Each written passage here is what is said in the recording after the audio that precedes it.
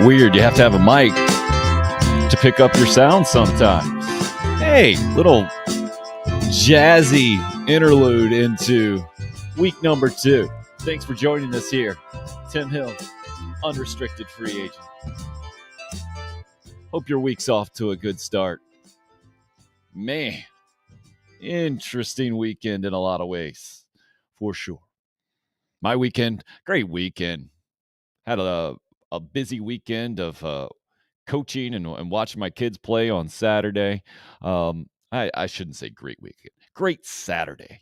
And then one of my kids got sick, and Mother's Day didn't turn out to be optimal yesterday. Hope all the mothers out there enjoyed their day, certainly much more than my wife, who had to tend to my sick son, and it was a bit of a mess there. Anthony, morning to you too, sir. Good morning to all UFAs. He's leading us off, as is Jason on the YouTube live stream.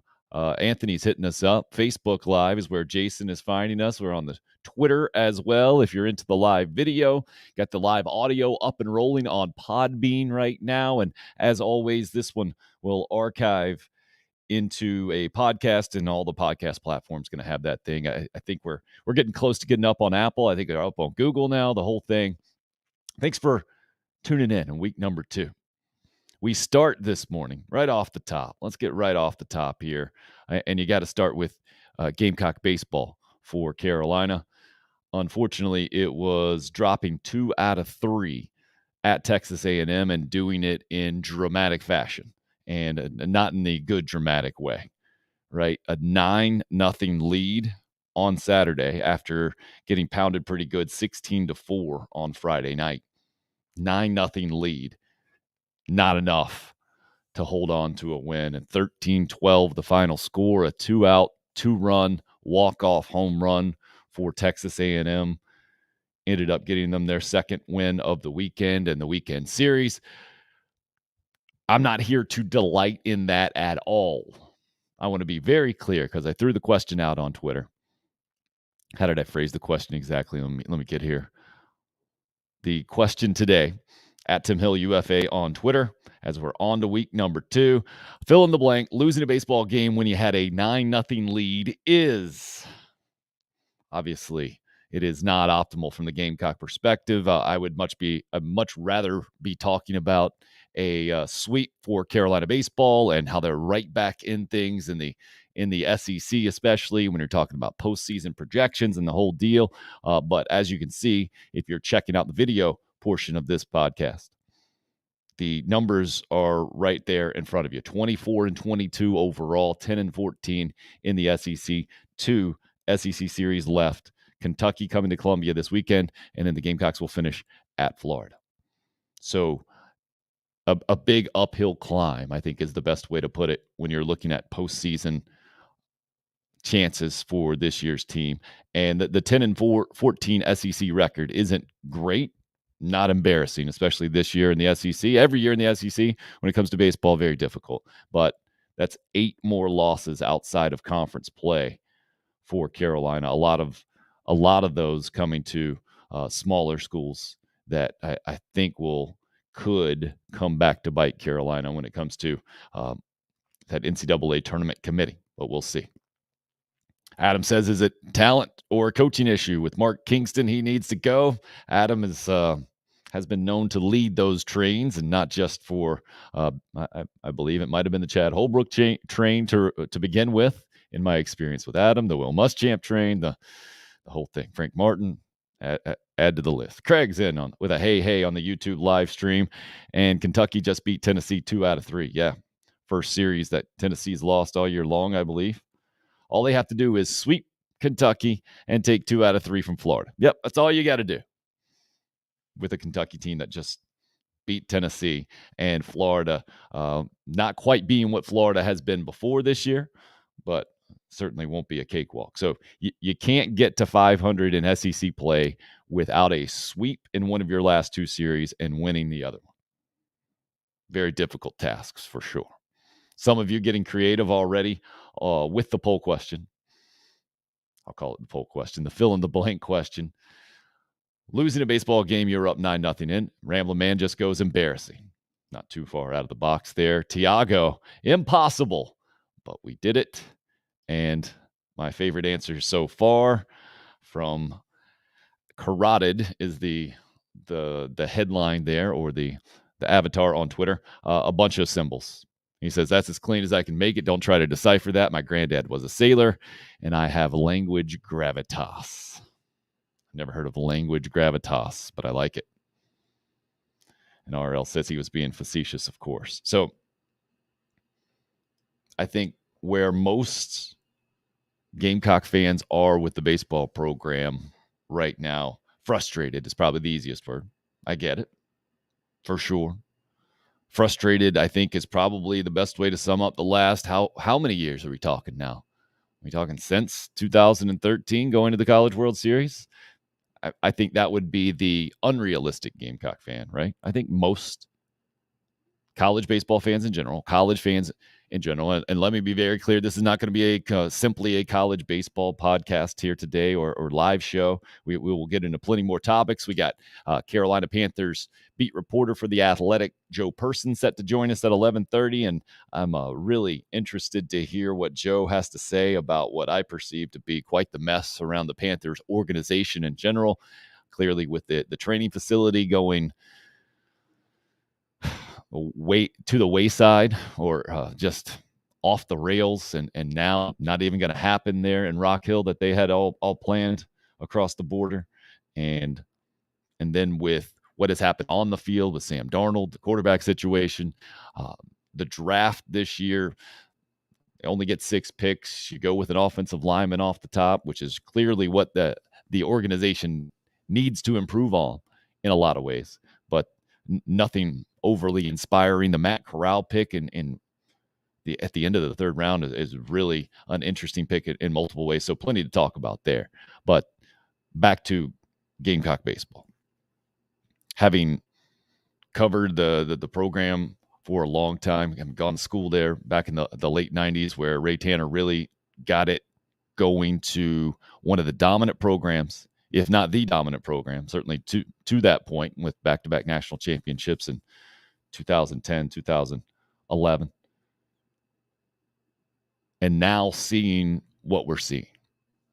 Just barely above 500 overall, and losing a 9-0 lead on Saturday.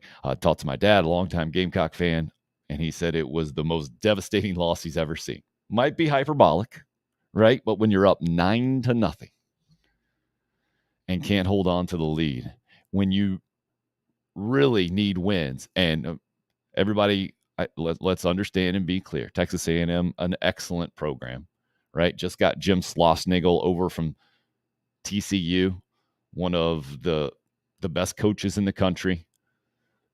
They had been to the College World Series under their previous coach. It wasn't going as well as they wanted it to, so they upgraded.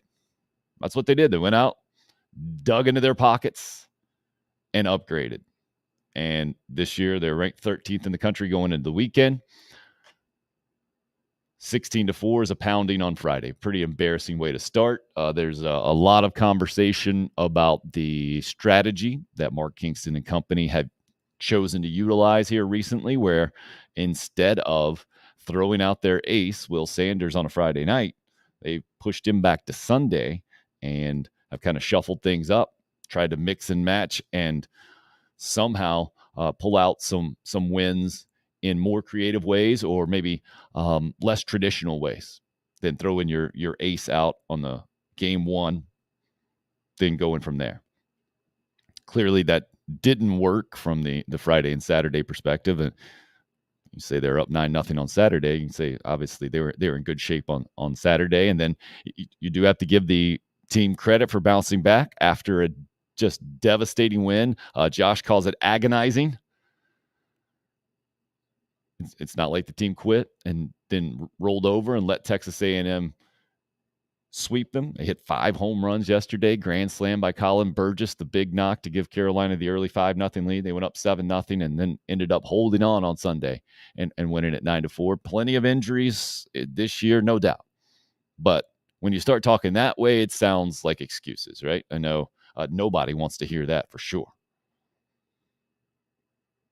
So I don't know what to think about Carolina baseball right now, except frustrating, agonizing for some this past weekend.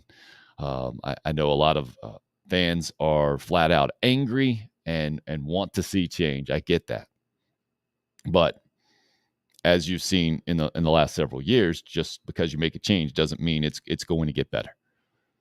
A lot of people upset with Chad Holbrook. Clearly, he's doing well with the College of Charleston this year. It was not at the level that Gamecock fans had grown used to, but I will always tell anybody, man, you win a couple of national championships in a row, you play for a third in a row, it's not going to be at that level. It just can't sustain it. Now the question will be, what's acceptable, what's not acceptable for the program moving forward?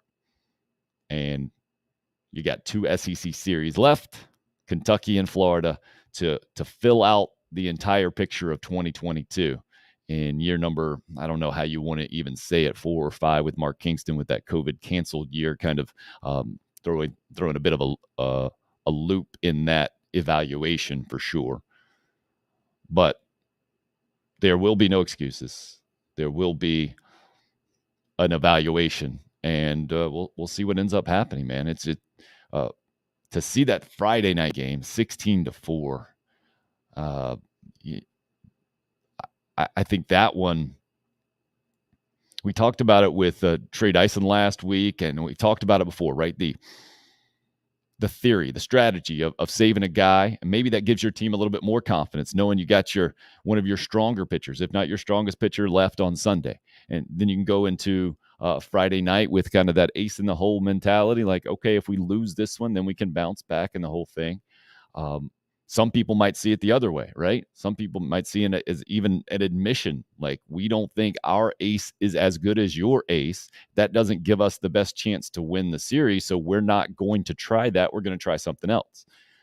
Major League Baseball, Tampa Bay Rays, they've got the openers. They started that trend, right? Baseball's changing in a lot of ways.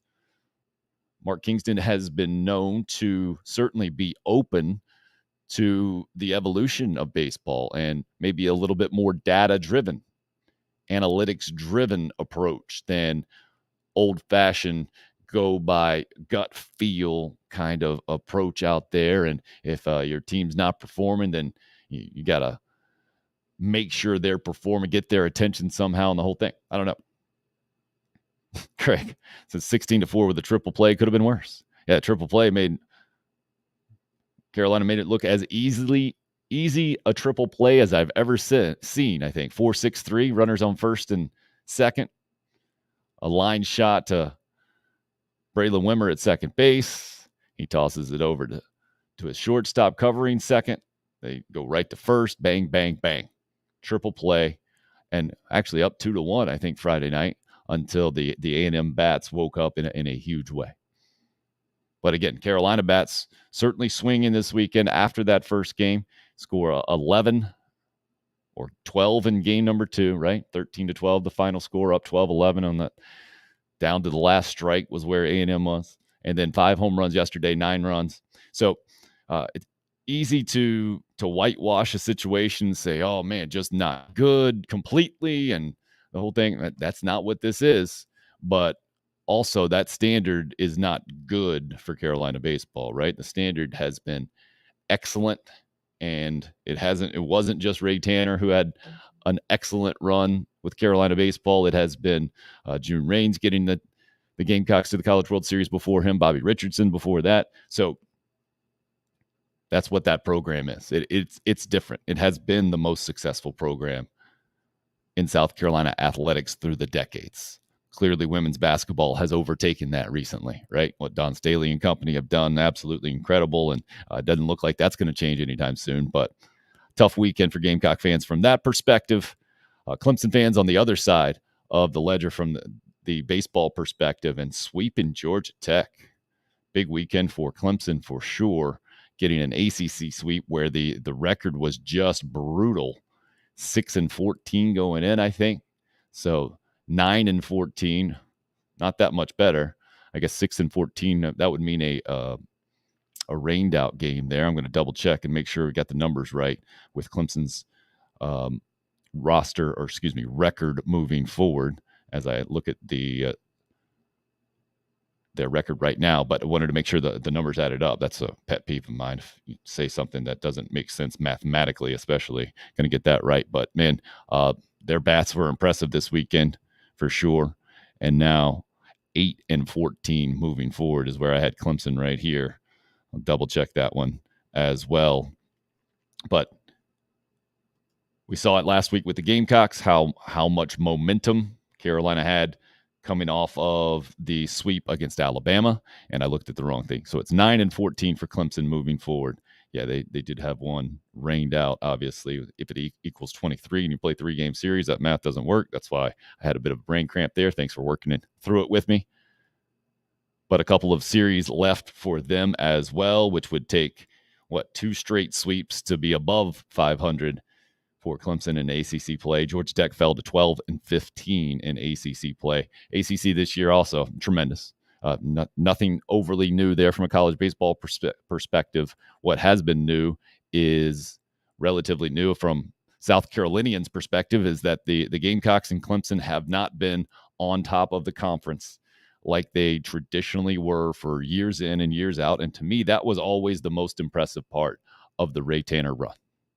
Not just that it happened as at its peak, how it happened, but the consistency. To me, that's what separates true championship programs from a good run. Unfortunately, Gamecock basketball can understand that real well, right? The Final Four run 2017, and then not back to the NCAA tournament since. Heck of a run. I will always say it, the most exciting, most impressive, maybe. I don't even know the exact word to put on it. But Frank Martin and company going to the Final Four in 2017, mind-boggling at the time, tremendous. You can put so many different words on it, but fantastic in so many ways from the Gamecock perspective. And then after that, unfortunately, couldn't build upon it. So Jan says, I'm worried there's no in-game feel amongst this coaching staff when it comes to pitching decisions. In other words, when to leave a guy in, when not to. It was obvious Noah Hall was gassed late. I hear what you're talking about, Jan. But this has always been the unfair part for me in baseball, is that coaches are always judged after the fact, right? What was the famous one in the major leagues? Was when Pedro Martinez was left in. Was it Grady? I'm going to look it up. People might be yelling at me right now. I forget what their manager's last name was. Grady Sizemore is a pitcher, or a player, I should say. Boston manager, and Grady Little, right? I'm looking at, I even searched it. I just, as I was typing it, popped in my head there. Grady Little leaves Pedro Martinez in back in the day. This is 2003, something like that. Maybe 2002, maybe even before then. He stays with his ace. At the time, that's what I would have done. And I think if you're going to default, if you're going to miss, you got to miss with your best guy, right? You got to trust him too much. And so I rarely fault managers or college coaches for sticking with guys who have proven they are one of, if not their best pitcher, their best options, as opposed to going to the bullpen where you don't have nearly as much confidence in those guys. So I understand that mindset, but I get what Jan's saying as well. You got to know when a guy doesn't have it anymore. And I think, unfortunately, where baseball is now, it can be more difficult to do that because the value of velocity from pitchers is so high. And I think there's more of an emphasis placed on it now. And Craig and Jan are going back and forth. Hall pitched through a blister on his throwing hand. Probably should have taken him out sooner. And I saw him looking at that blister an inning or two earlier.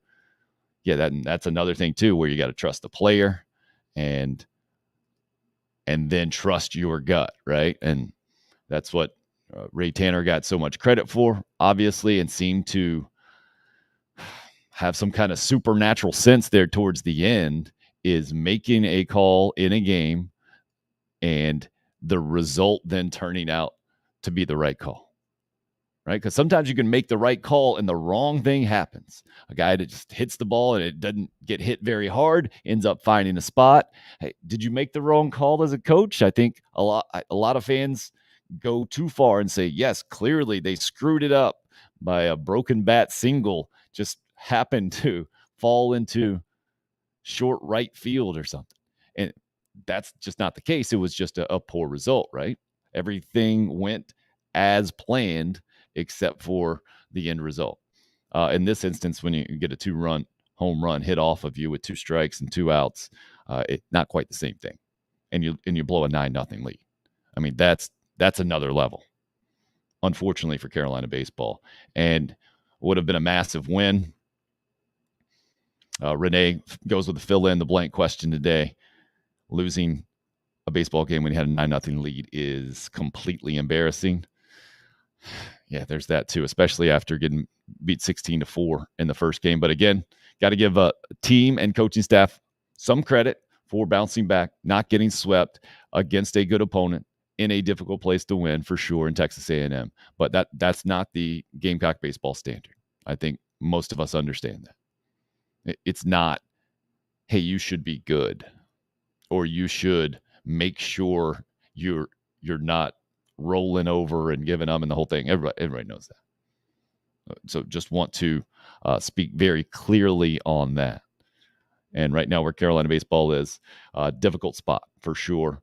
Not just in the SEC with 10-14, but that's what they have done this year is what Gamecock basketball had done, that recipe in the post-Final Four era, where in the non-conference portion of the schedule, you don't do yourself enough favors.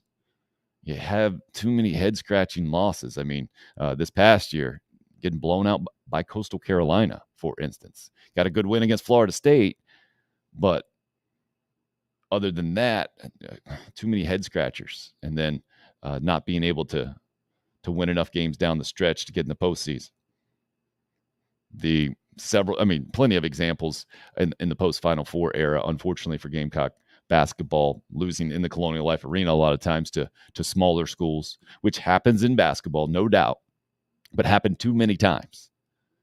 This year, another tremendous part of the Ray Tanner era that I witnessed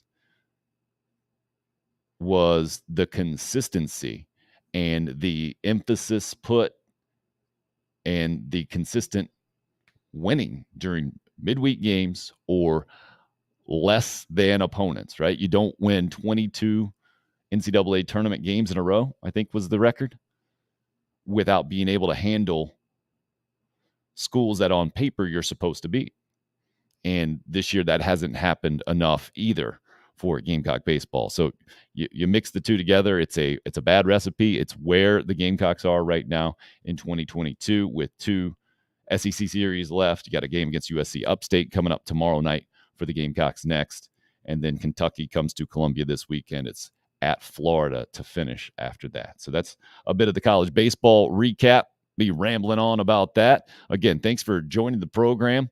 However you're doing it, would appreciate if you can tell a friend. The old subscribing to the YouTube page, especially encouraged and appreciated right now. But however you want to be a part of the show, glad you're here. Glad to be doing this thing as we're kicking off week number 2. Catch the Kentucky Derby over the weekend. I told you guys that we were talking about this with Scott Eisberg last week. Not a Kentucky Derby guy. I've seen the replay. I didn't go out of my way at all to watch it on Saturday. Saw the replay of the tremendous comeback and a great story. Rich Strike, 80-1 odds, second longest odds ever. You got to go back to 1913 until you find a horse that won the Kentucky Derby with longer odds than this past weekend. And coming back from the pack, how that happened. I'm not going to deny that is exciting to see. It's a great story to follow, but I'm also not going to deny that I'm just not interested in horse racing. Not a horse racing guy. I guess my question might be, do you have to be a horse gambler? Do you have to enjoy gambling on the horses to really get into the Kentucky Derby? I know I'm not actually there, and looking forward to having on a guy who took my job over at ABC Columbia, and Mike Gillespie, who was actually at the Kentucky Derby this weekend. Will get his firsthand account of the whole experience. The whole experience is different, right? If you actually go in person, I can get that. To me, it is the SEC football tailgating like atmosphere where you're maybe a little more dressed up, and maybe it's a little bit more for show, or I don't know. I haven't been, but that's how I perceive it with the hats and the tradition. Maybe it's kind of like the Masters combined with SEC football, and then you throw in maybe you have to I was going to say you have to multiply the money involved, but just throw in gambling, right? And that equals the Kentucky Derby.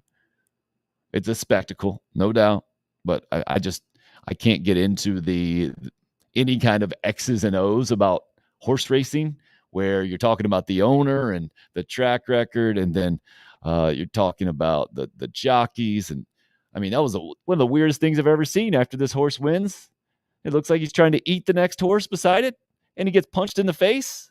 Like, what's going on there?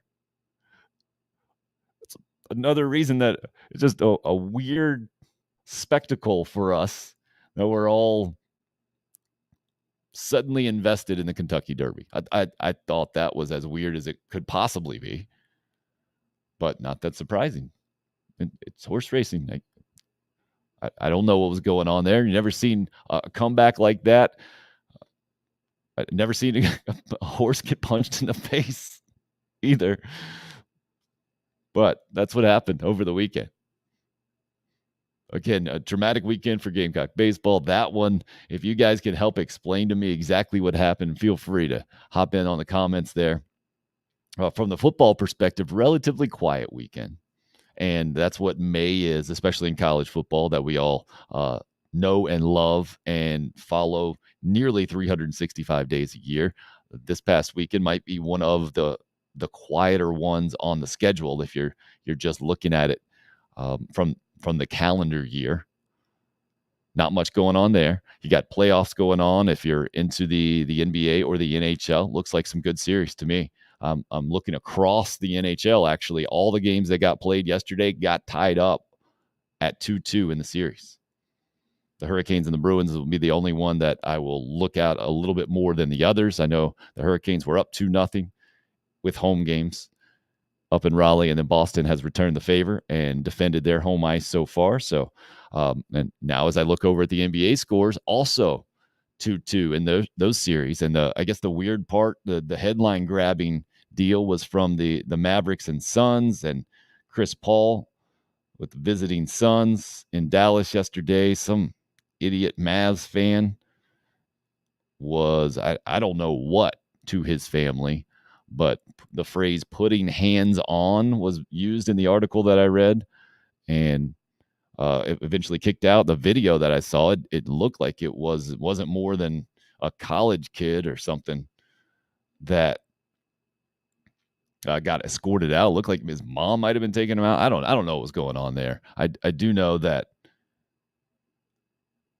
fans are a really small percentage of fans are going to do unacceptable stuff almost always when you get in huge crowds, unfortunately. And then I think we from the outside looking in sometimes talk about those idiots way too much and get off on a tangent and think that people just don't know how to behave overall, as opposed to we all understand you get a certain number of people together, you're going to have a certain number, unfortunately, very small number, unfortunately at all that it happens, not that it's a small number, unfortunately, to just make terrible decisions, and then they should pay for them, no doubt about it. And it looks like this guy did, and it was handled appropriately. It's just sad. I think we all understand that it ever happens, and maybe that's why we pay attention to it, right? That we put ourselves in that situation. If you're a family member of a player or whatever it is, Chris Paul didn't play very well. Who knows what kind of effect, if any. I know he knew that something was going on during the game, But man,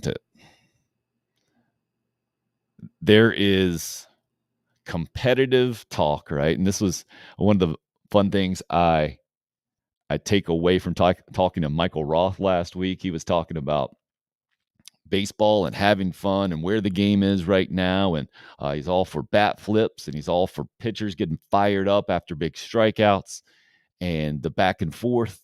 He says it was one of the reasons why he really loved playing Clemson back in the day. And he thinks is one of the reasons why the Gamecocks actually had a bunch of success against Clemson is because it got in their opponent's head.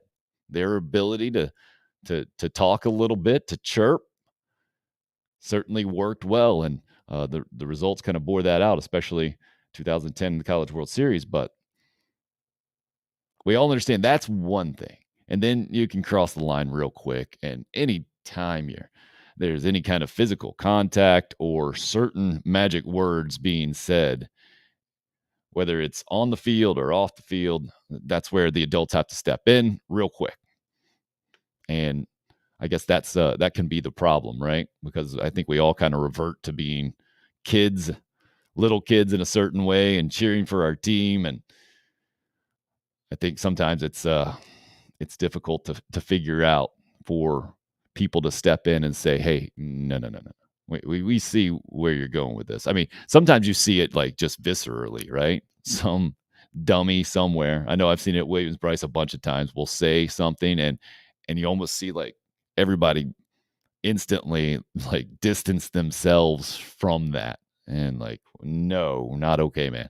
You just we couldn't have told you what the line was, but we know where it is now because you just crossed it. And then that's where you usually have people that just calling over security and saying, hey, you guys got to take care of this. There's a bit of a situation. And it happens all the time. And especially football crowds where you get 80,000 people, 75,000 people together.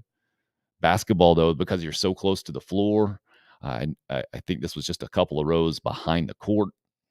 And when you're talking about any kind of physical contact, that's where it gets real scary real quick. I think it's a mistake to overblow the situation as well, though, and have some kind of, if I was on some kind of national show where you got to pound your fist on the table and say, society is crumbling and this is just a sign of the, come on. That we know about this now more than ever before just because of communication and where we are in the 21st century and how quickly it goes and the whole deal. So I'm not going to go that far. Craig mentioned one commitment for Gamecock football over the weekend. I did see that. I think it was a defensive back, 3-star guy. I'll get you some more details on that as we roll this morning, but nothing headline grabbing for me. And from a college football recruiting standpoint, I come from the perspective of it can be overblown really easily. It's easy to get excited about recruits coming to your program. But just from a reality standpoint, we all understand not all of those guys are going to pan out. So to pour a bunch of energy and time commitment into figuring out exactly which players are which and who you think at the time will end up coming up being difference makers, and then going back 4 years later and saying, oh yeah, that didn't work out at all, that the player never saw the field, the whole thing. We will not spend a ton of time on college football recruiting as it pertains to, especially if you have a class of 25 guys outside that top 10 difference makers. I think you got to have those guys. There's no doubt about it. And especially at a program like South Carolina, where G.A. Mangus, who was on the show last week, talked about the importance of developing players. And that's where that great phrase, cut the gummy in half, came from. And I've put the clip up on the YouTube channel as well, in case you missed just the clip, and you can go back and listen to the whole thing for sure. But he was talking about, if you think you're going to have a class of, I forget the numbers he put, 12 5-stars and 12 more 4-star guys, you got to cut the gummy in half. That's just not happening at South Carolina. And I think where he was coming from, not just from his personal experience having recruited at the state of South Carolina, or the University of South Carolina, I should say. But it is about the state of South Carolina and how large it is and how many just sheer numbers of prospects are in this state every single year because of its size. Doesn't match up with Georgia or Texas or Florida or California. It's very logical, right? So if you think the University of South Carolina should have that every single year, you're a bit delusional. But my point on that is there are so many guys that on paper do not translate. His example was Connor Shaw, how he wasn't a very highly recruited guy. I should have brought up Melvin Ingram, kind of in that boat as well, and was finding his way, is a kind of a kind way to put it, I think, through the first several years of his Gamecock football career until he became an absolute superstar and gone on to NFL superstardom. You got a Jadeveon Clowney, you got an Alshon Jeffrey, a Stephon Gilmore, those headlining guys. A Steven Garcia was certainly a headlining guy coming out of high school, and there's plenty of conversation, I think, around those. And if we talk college football recruiting, it will probably be about around those frontline guys. I guess the name, image, likeness stuff is an interesting conversation as I sit here today, only because of how it's evolved. And if you guys think I get off talking about this, or I get going talking about this way too much, I understand, and I'll try to rein that in. But it's just so fascinating now, from my perspective, to have had college sports separate from players getting paid for so long, and now they can get paid.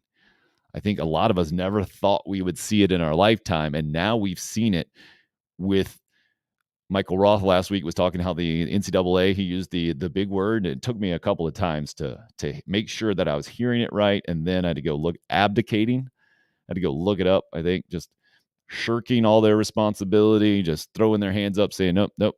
So they had some guardrails in place that they didn't end up instituting because either the lawyers wouldn't sign off on it, or who knows what. Maybe they just didn't think it was going to happen.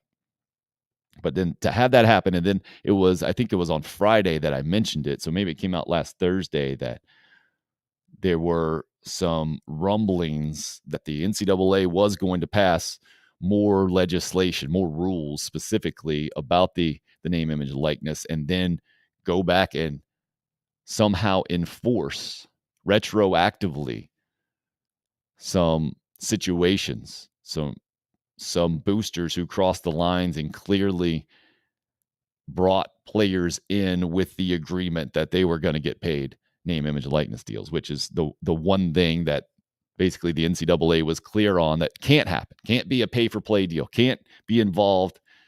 Boosters can't just hold out money and say, if you come to my school, you're going to get this money. Well, now I was reading an article on The Athletic this morning about how those on the other side of it, the agents who are representing these players, say, yeah, if they try to do that, if the NCAA tries to do that, they're going to hit them up with an antitrust suit real quick. And what happened with the Supreme Court, talking about the NCAA's unfair business model, basically taking advantage of players, that the NCAA doesn't have any power. That's adorable, I think, is how one of these guys put it. That's adorable that the NCAA says they're going to come out and put in a bunch of restrictions, enforce a bunch of violations, and put programs, hold them accountable for boosters. Because as I understand this article, to put a group of people like boosters in a category like that would be against the way the antitrust laws are written, or something to that effect. That goes way above my head in a lot of ways, and way past what I love talking about with sports. But I do think it's wildly important, and it has a massive effect on what college sports, especially the big time ones, and college basketball and college football, where recruiting does have such an impact. And I do want to be clear about that, man. If you're a recruiting nerd and you're all into it, I understand. I am not trying to tell you that recruiting is not important in college football or college athletics across the board, right? It's wildly important. It is supremely important. It's just that the way that it gets reported, or the way that we get the information, and then what actually happens, I think, man, that is just a soap opera that I don't have the most interest in. Let's put it that way. Craig says, I think the DMV area going to be huge for Shane Beamer. Will be interesting. I mean, that's kind of his plan, right? The Washington, D.C., Maryland, Virginia area, where the Beamer name is so valued, holds so much weight because of what Frank did at Virginia Tech, and Shane being an assistant up there, clearly having grown up there. I'm not quite sure where RL is going here. I've noticed that the Gamecocks have coaches and assistants at the high school and college level in numbers we hadn't seen previously. So maybe you're talking about former players as assistant coaches, or as high school head coaches, and spread around a little bit. Yeah, there's some of that for sure. One of those guys, Nashawn Goddard, talked to Savell Newton last Friday, and highly encourage you to go back and listen to what Savell had to say if you remember his career, and even if you don't, and you just are looking for a fresh perspective on college sports right now, or a guy who has played it and now sees it a certain way, differently than a lot of us who didn't play the game and he did it at such a high level in college, never played in the NFL. So he has kind of a unique perspective for sure. But one of his teammates back in the day was Nashawn Goddard, and he's a name that might fit into what RL is saying as an assistant coach over at SC State. It was started his coaching career at Newberry College. He has a couple of Super Bowl rings, being on some NFL rosters back in the day as an offensive lineman, and was always one of my favorites to talk to during his playing days. Had the great line about going from Lou Holtz to Steve Spurrier. It was like going from Jennifer Lopez to Halle Berry, or maybe it was the opposite. I forget. I don't even know if it was important, or if he remembers that one exactly how he put it. But we'll try to get him on the program and get his perspective as well. But I think RL's point is maybe more of a network out there, more of a base that is connected into high schools and other colleges or other places. So he says, I think it's just a great thing. No doubt about that, to have more guys spread out, to have more of a network. That's where Georgia has a massive advantage over South Carolina in just the state size itself, the Atlanta metro area, massive. And Steve Spurrier always kind of touched on it, and clearly got a bunch of good players from the state of Georgia. University of South Carolina always has. George Rogers leading the way. Sterling Sharp right up there as well. So I don't think that's a new feature that's been floating around that I saw over the weekend. Sterling and Shannon Sharp going back to the house they grew up in, and talking about how there was no running water in there, and that was kind of the one of their big goals, is to end up living in a house with indoor plumbing and running water. And man, I had no idea that was the exact story, the place that they came from, and the circumstances that they kind of rose above, and clearly both tremendous players, and would have both been NFL Hall of Famers had it not been for Sterling Sharp getting injured and his career cut short. But he is a college Hall of Famer, and certainly one of the best Gamecock players. I would probably put him on the top of my list, actually, as my favorite Gamecock players to watch. Maybe it had to do with being 10 to 12 years old, I think, when he was in college. But maybe it also had to do with how exciting a player he was, and what a tremendous player he was in a lot of ways in that era. And that's the exact same era that Shane Beamer came to know Gamecock football. That some of my most vivid memories is how Shane remembers getting to know South Carolina football with his dad as the head coach at Virginia Tech. And there were home and home series there. I think there might have been 4 altogether. So it would be 2 home and home series, I think, is how it went.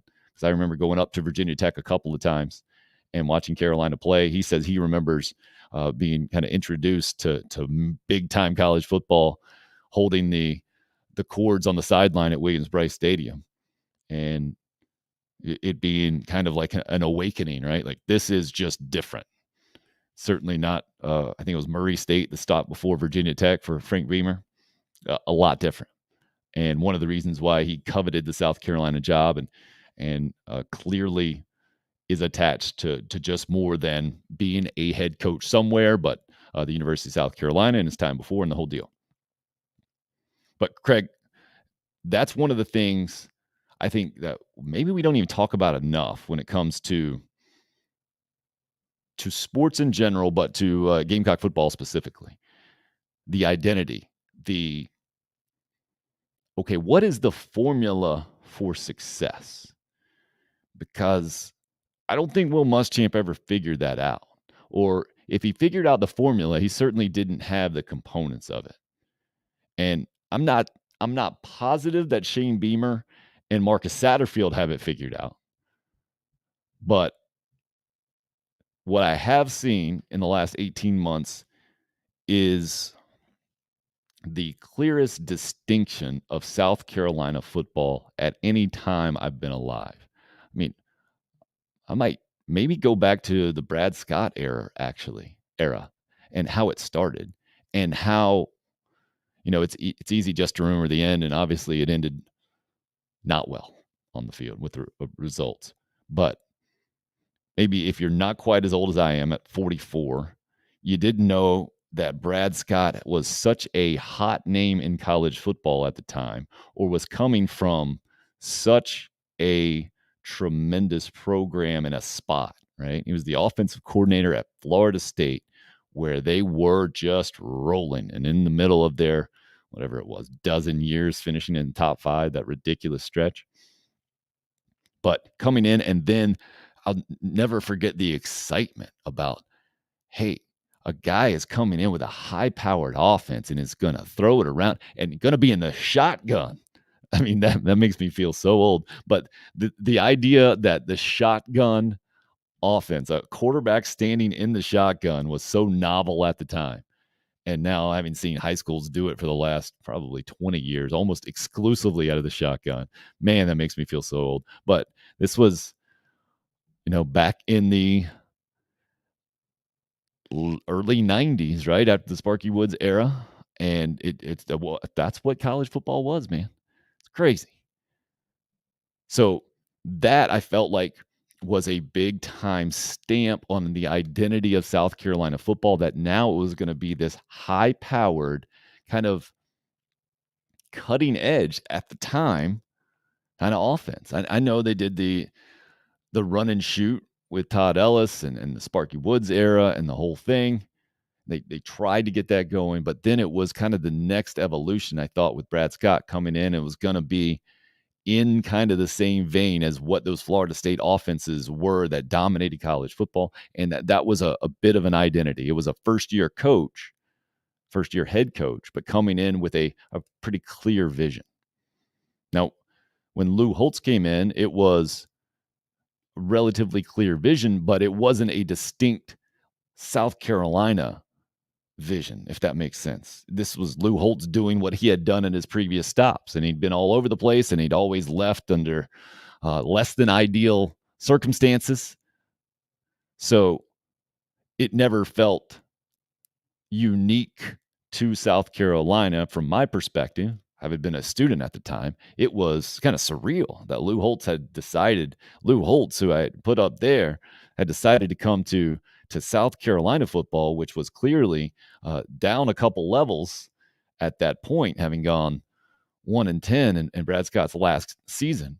And then Holtz took over in his 2011 before the big Outback Bowl turnarounds. But to me, it was never a distinct, hey, this is the way that South Carolina football does it. It was, this is how Lou Holtz has always done it. He's been able to recruit nationally because he's Lou Holtz. So you go up and you go to Connecticut and you can get an Anthony Pennick, or you go to Ohio and you get a Ryan Brewer, because you are Lou Holtz, not because you're the University of South Carolina. Steve Spurrier, very similar type feel from my perspective, having grown up in Steve Spurrier, been dominating college football right there with Bobby Bowden, right? Going at Bobby Bowden in the state of Florida, dominating the SEC, I should probably say. But then it was Steve Spurrier being Steve Spurrier at South Carolina. Well, this is, I think, a great time for the University of South Carolina because it's Shane Beamer's first job. And yes, he's the son of Frank Beamer, but I think that is only a compliment. And if Shane had coached under his dad his entire career, it would be a completely different feel, right? I feel like you get that in basketball a lot. I'm thinking of Bruce Pearl's son. I think has been in his staff, on his staff exclusively. Saul Smith, I felt like was that with Tubby Smith for a long time, as opposed to I think football coaches, maybe because the staffs are just bigger and so there are more opportunities out there. But Steve Spurrier always used to say, no, he told Steve Spurrier Jr. he's going to have to make his own way.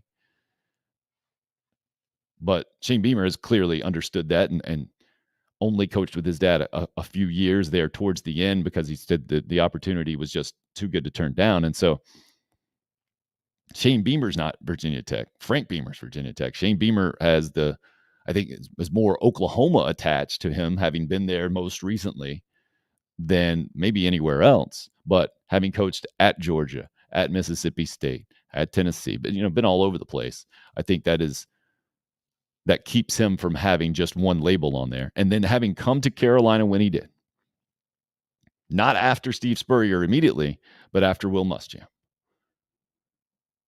given that buffer. You never want to be the guy that follows the guy. And Will Muschamp and Chad Holbrook were, and we saw what happened.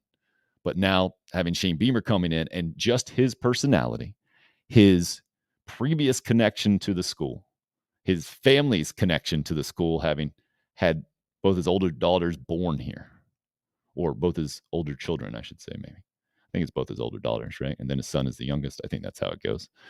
But then approaching it how he's approached it differently and not being afraid to kind of step out from the mold that had become what the SEC was. And if you're not a Nick Saban assistant, then you weren't going to get a head coaching job there for a little while, it seemed like. Having come to Carolina with kind of unformed, maybe not unformed is the way to put that, but a relatively open mind about how to run a program, or maybe such a broadly informed way to run a program, having seen so many coaches, having been a part of so many different coaches, taking a little bit from here, a little bit from Steve Spurrier, a little bit from his dad, a little bit from Sylvester Croom at Mississippi State, from Phil Fulmer at Tennessee, taking all of that and then coming up with his own thing. And maybe it's that he is a first-year head coach. Maybe that's why I brought up the Brad Scott example as well, coming in as a first-year head coach. Maybe that's part of getting an identity. Like Will Muschamp, in my opinion, was never going to have a South Carolina identity unless he had a bunch of success and they did it in one way. Unfortunately, I think he finally figured it out, or at least kind of crystallized it later on in his Carolina tenure, saying that he knows he's good at defense and special teams and he's going to stick to that and then try to let the offense do what the offense does. Unfortunately, obviously, it didn't work. But the Shane Beamer approach of, all right, going to be really authentic, positive, express the love above everything else. Competition is a big core of the program. I think that is very clear. But the formula to win, 7-6 is never going to be a formula for any SEC program moving forward. I get that, but coming off 2-8, 7-6, pretty good, right? I mentioned all this just because Craig said the DMV area, the Washington, D.C., Maryland, Virginia area, going to be huge for Shane Beamer. Well, you got to figure out what is going to be huge, right? Steve Spurrier, a little different, having had all the experience, but the Atlanta area, the greater Atlanta area, and the Florida area obviously paid huge dividends for the Gamecocks. North Carolina, even, pretty big dividends there. Shane Beamer, if he can go outside, as the old Frank McGuire pipeline up in New York, that was the recipe for the best run in Gamecock basketball history back in the late 60s, early 70s, I think. I don't know how many football prospects can be difference makers from that area, and then Shane Beamer kind of translate that into big Gamecock success. Marshawn Lloyd might be kind of our first example. On paper, big time recruit, running back at a big time position where Carolina needs kind of all the talent they can get. You had Kevin Harris kind of pop out of obscurity, I think, in a lot of ways. He didn't come in as the guy and then look good. And the first time we really got to see him in any extended carries, but that was against the Charleston Southern team that was clearly overmatched that day, but then went on to lead the SEC in rushing and then disappointing last year.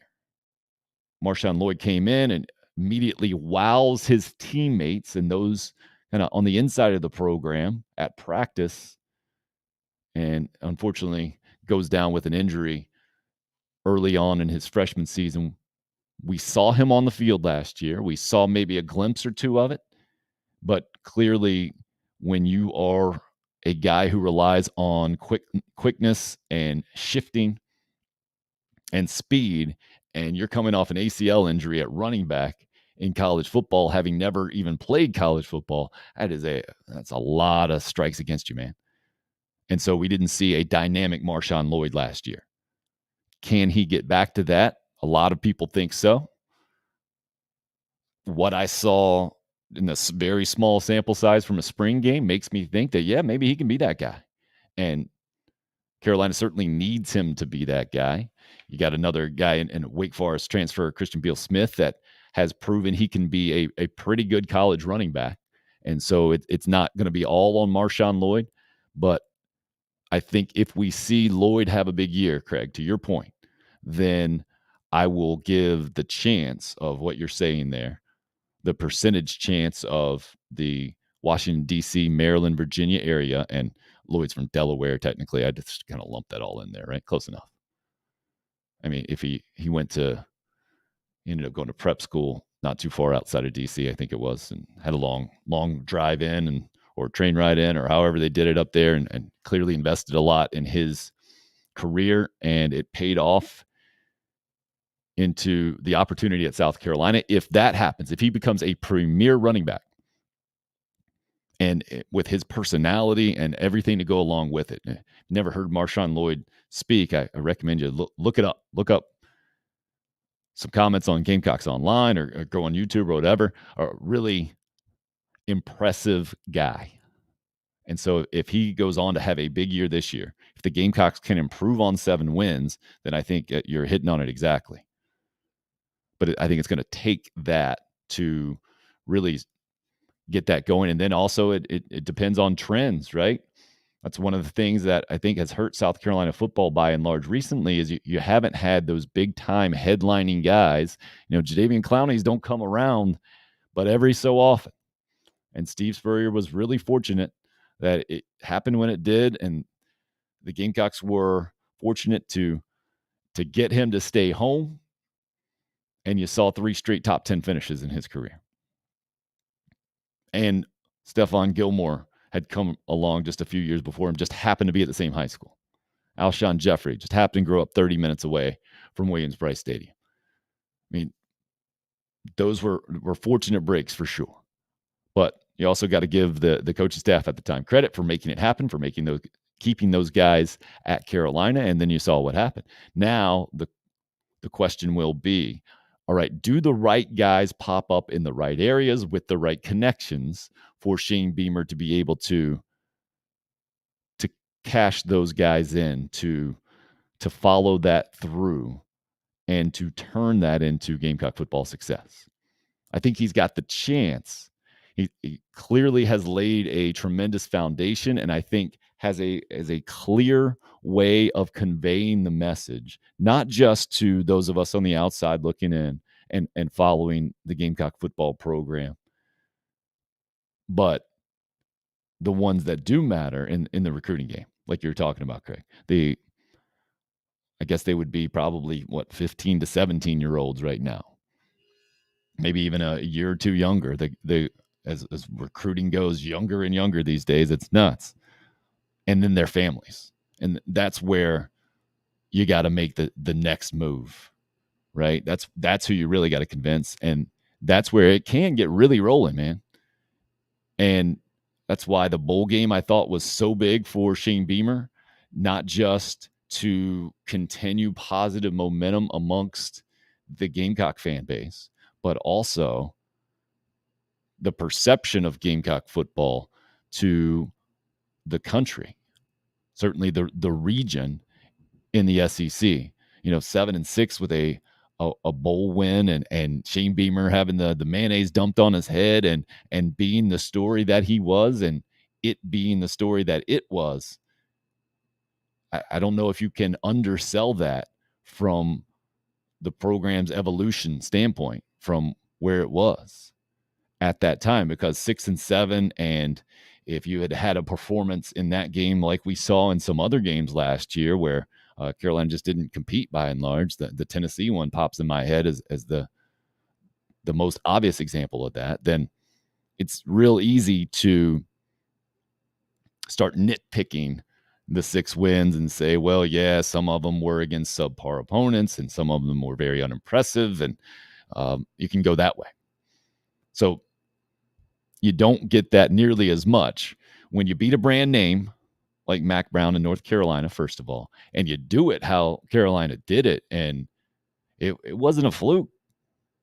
I was there and couldn't believe what I was seeing with Jaheim Bell going up and down the field and Dakereon Joyner looking like a guy who's played quarterback in college and had a bunch of success his whole career, as opposed to the opposite. And then Zeb Nolan steps in and does exactly what he needs to do. And that's what I think Gamecock fans had hoped to see consistently throughout year number 1 under Shane Beamer. And then I would be sitting here and saying, no, there's a clear blueprint, and they obviously have the recipe. And I have no doubt that it is going to happen in a very positive way moving forward for years to come. But having only seen that in the bowl game, or having seen that sporadically, is probably the best way to put that, right? When Jason Brown beats Florida and Carolina just drubs the Gators how they drubbed them, that happened, man. They earned a lot of credit there. Don't mean to whitewash that. But there were other games where there were clearly offensive issues and there were no answers.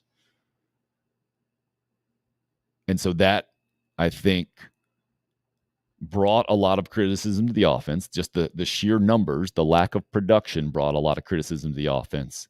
And that falls on the head coach then, and the vision, and just having the ability to verbalize the type of offense you were going to have.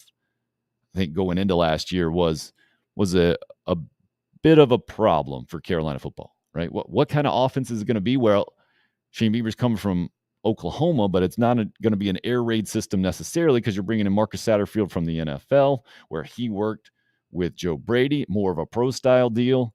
Okay. Well, I was reading something recently too, and I forget what it was talking about exactly, but it mentioned how if you're going to have a pro style offense in college football, you better have pro style guys running that pro style offense. Otherwise, you're not taking advantage of the skill set you have, most likely, like a lot of other systems do, to overcome maybe some talent imbalances. And I think most of us understand, most of us would agree that South Carolina is not going to out-talent a typical SEC program. If you have to rank them 1 through 14, 10 is the number I have in my head right now for Carolina, somewhere in there from a talent standpoint. But, I mean, 5 is probably the highest you would go, even if you're the biggest South Carolina fan right now, saying the Gamecocks can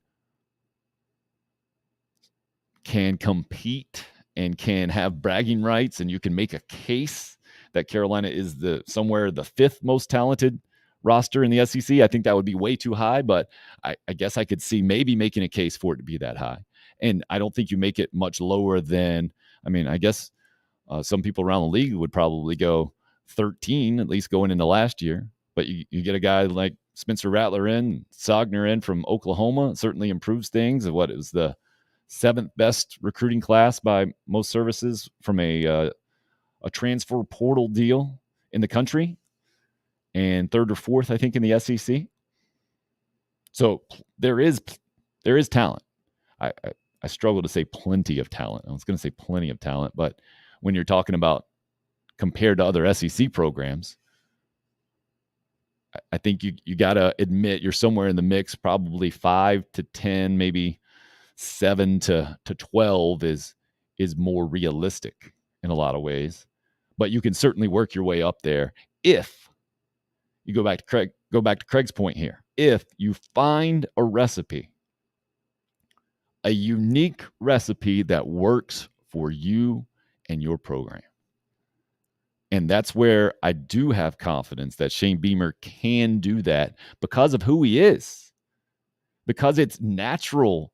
It's a natural fit for him to take over the South Carolina program when he did, especially when he did. Because I don't know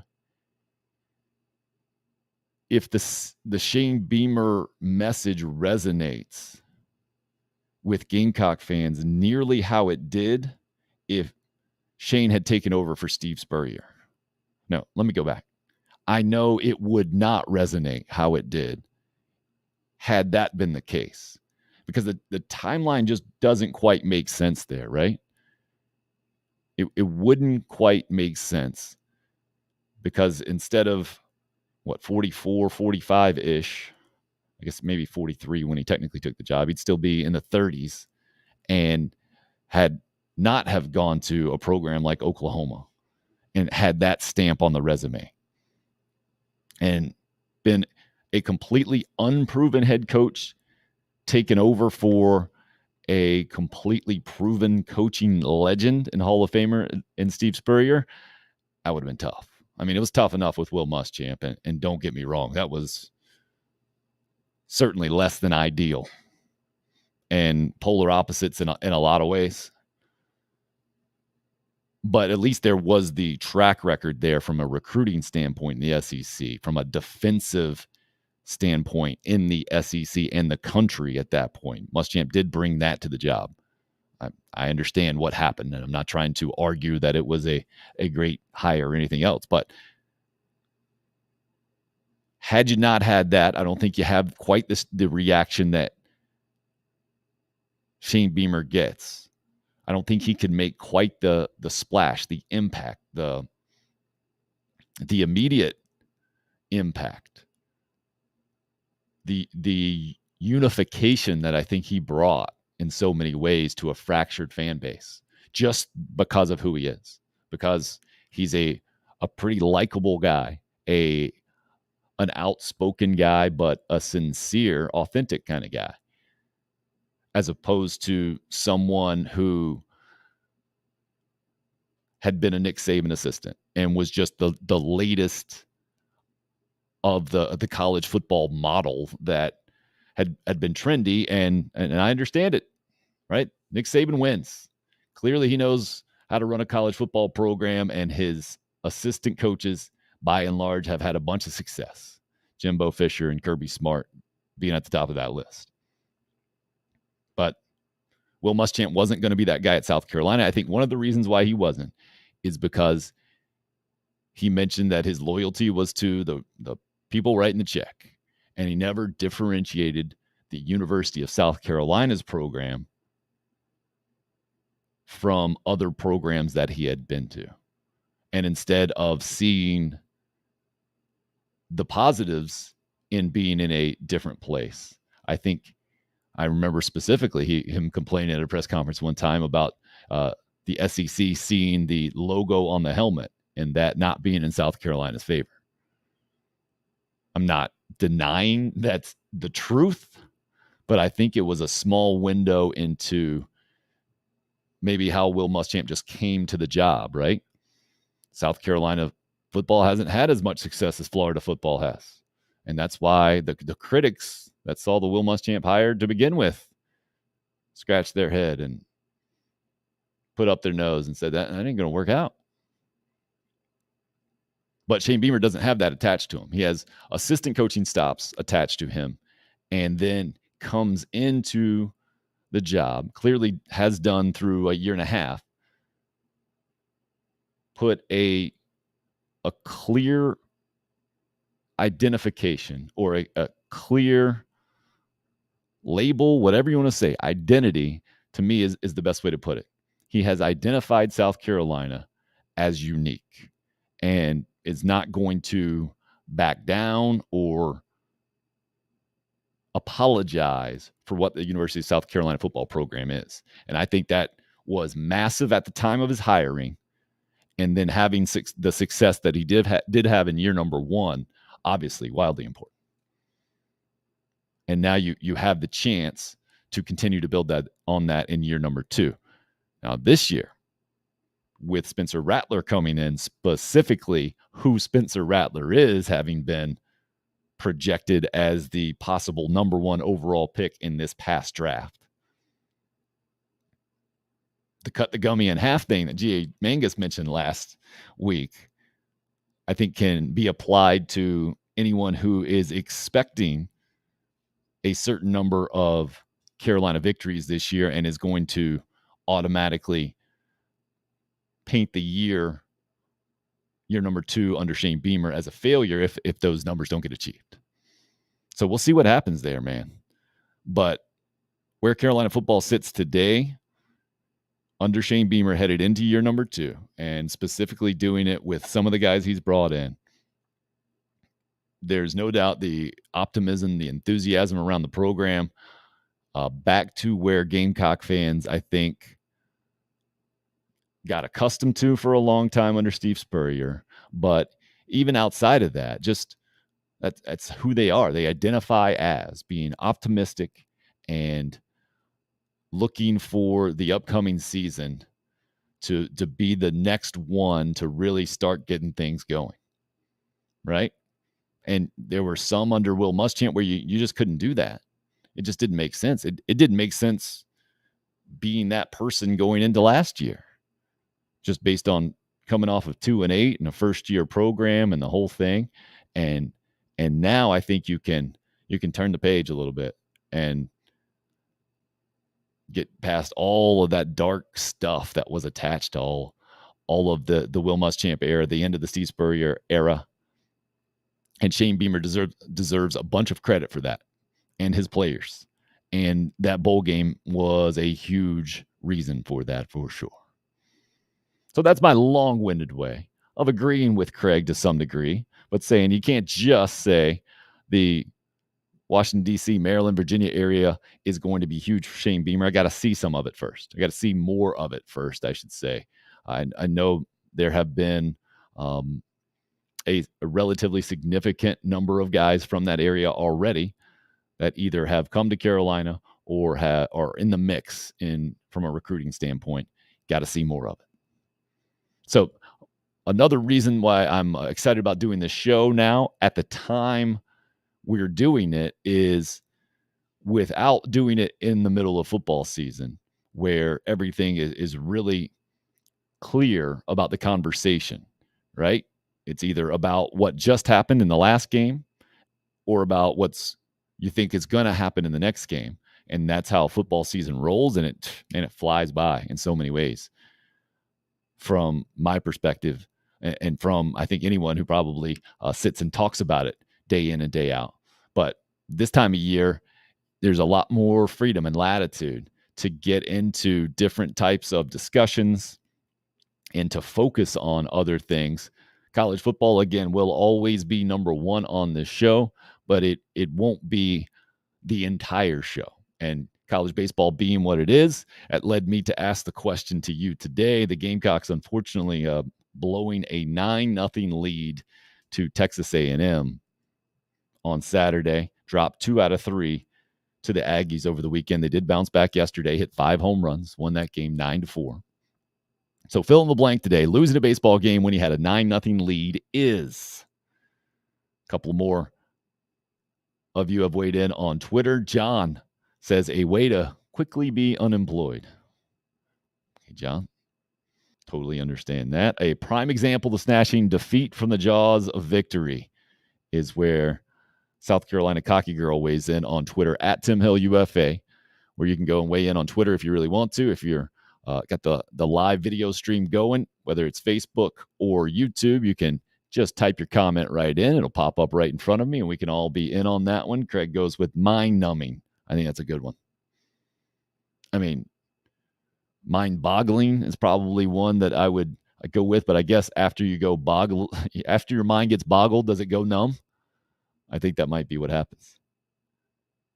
So Carolina now 24-22 overall from a baseball perspective, 10-14 in the SEC. 2 series left.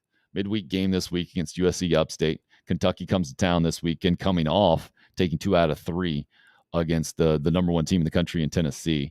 And then the Gamecocks go to Florida, which has not had a typical Florida-like season in college baseball this year. That's what's ahead of Carolina. You do the numbers there. You got to sweep one and win the other to finish 500 in SEC play.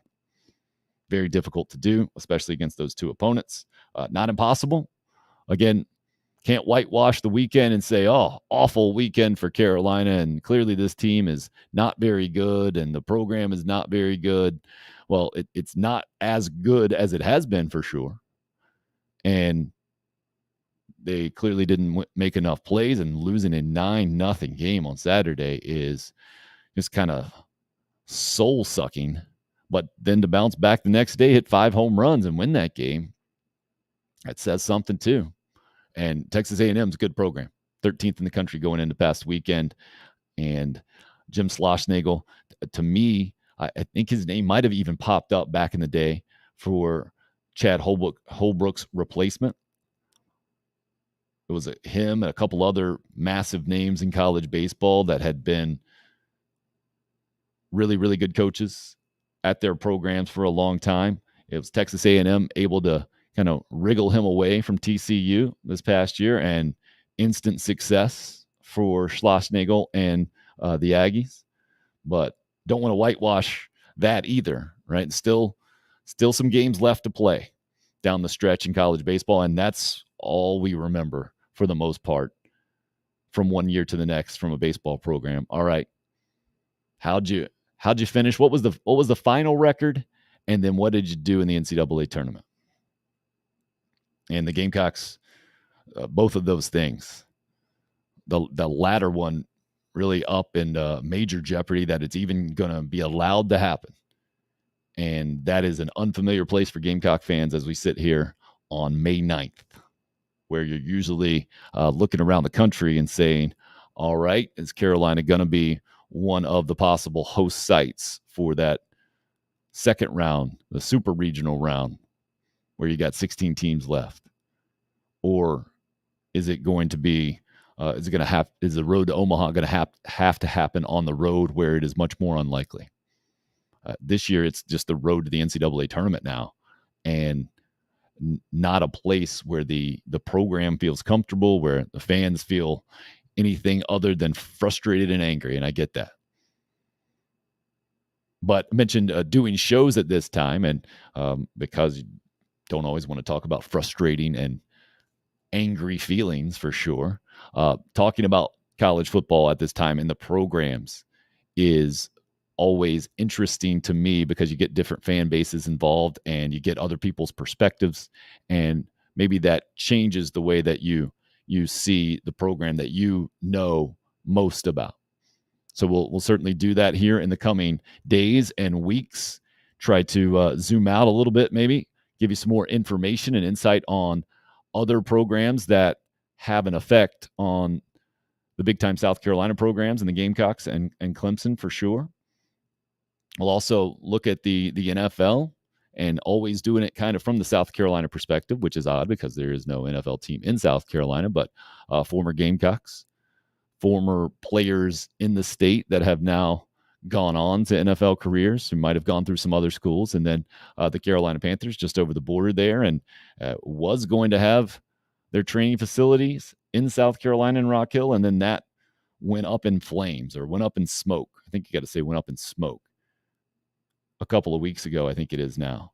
And going to talk to the athletic beat reporter, Joe Person, about all of that stuff coming up, including what just happened in the NFL draft. He's got an article out today on The Athletic about undrafted free agents who will get a shot with the Carolina Panthers. Charleston Rambo, I think the headlining name in that, for me at least, and a guy that had a really successful college career, mostly at Oklahoma. Then his last year went to Miami and set some records there as well. Not quite sure. I'll ask Joe this, exactly why Rambo wasn't drafted at all. And then knowing the receiver's position, I think he's got a pretty good shot at making the roster and making an impact, possibly. But we'll get more of an expert opinion on that with Joe Person coming up in about 10 minutes from now or so. And Joe also is a guy who covered the Gamecocks, covered the Steve Spurrier era.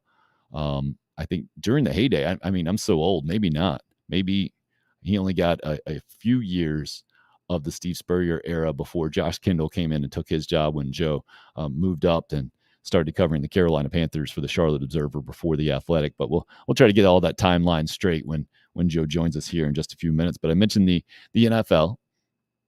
Always something to talk about going there. Did you guys see? I mentioned the Kentucky Derby and how weird that is to me that we all love it for a second. We all love horse racing, and it's so important. And you're supposed to know who these owners are and the trainers and the jockeys. Or if you don't know, then they're going to tell you every single thing about them. And then you got this 80-1 shot and Rich Strike coming back to win it and coming back from the pack, and how it did it awfully dramatic. And then right after that, it looked like he was trying to eat the horse he was jogging beside, or I don't know what was going on there. And then the other guy was like punching him in the face.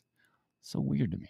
I mean, there's so much around horse racing that is just odd to me. First of all, the hats and the outfits and the spectacle of it all just seems, I guess when I am around a group of people like that, I'm just expecting there to be a football game. It just seems like a tailgate without an SEC football game involved, which I'm not trying to disparage. Don't get me wrong, but don't make me dress up like that or feel like I'm not part of the cool crowd if I don't wear some a bow tie or seersucker, or if you're a lady and you don't have a hat. That doesn't make any sense to me. I don't get it.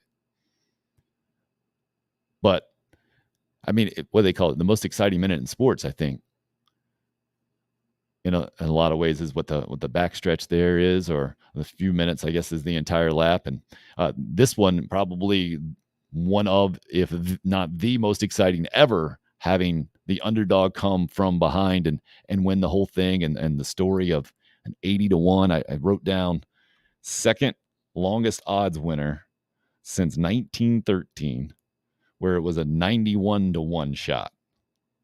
This time it was an 80-1 shot, Rich Strike. So yeah, if you got money on that, then I get why that's exciting. And I think that's just what it is in a lot of ways too, right? You get the tailgating environment involved with gambling, and you get to see something live in front of you. Okay, we're all in as Americans, I guess. And you do it 3 times a year in the old Triple Crown. That seems about right. But it's just to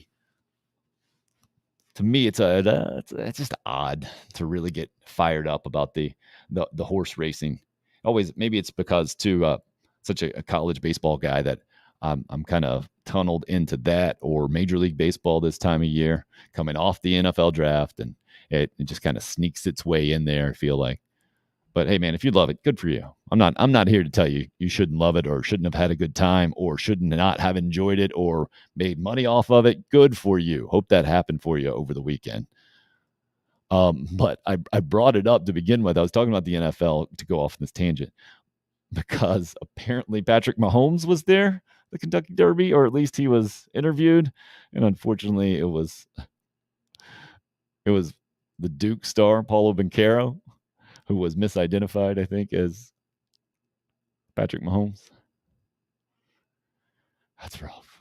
That is rough. Having been a guy that has had a microphone in his hand before and has been in a few positions to kind of randomly identify people and go to talk to them, I feel the pain in that one.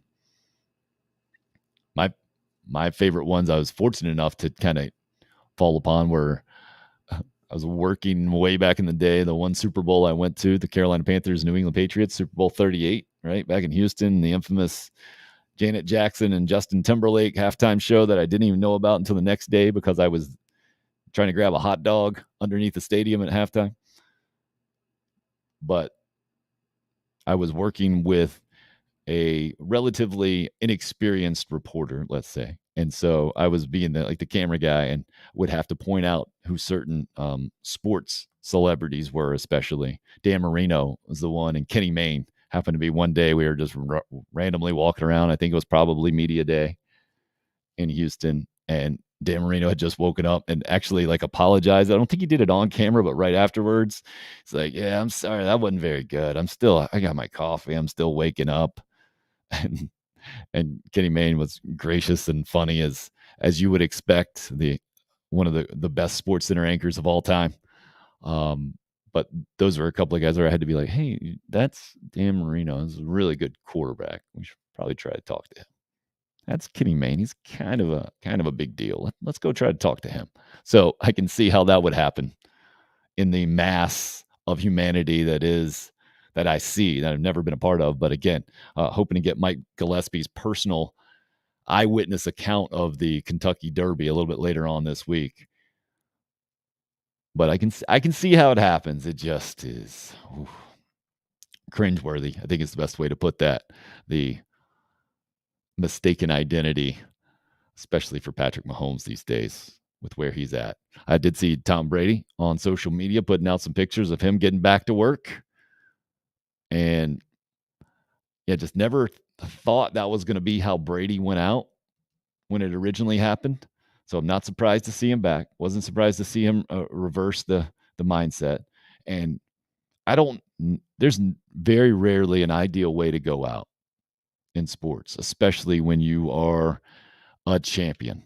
And Tom Brady's the best there ever was in football. It's not even close, right? So the idea of him going out how he was going to go out this year just didn't make any sense to me. And I think a lot of people, right? It's why the skepticism was so large when it was originally announced, and clearly that turned out to be on the right side of history.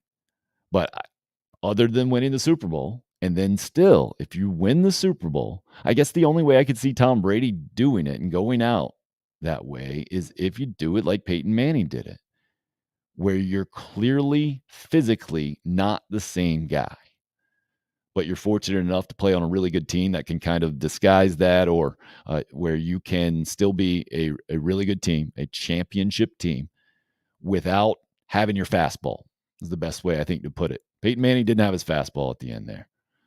And I think all of us as fans, we kind of hate to see that, right?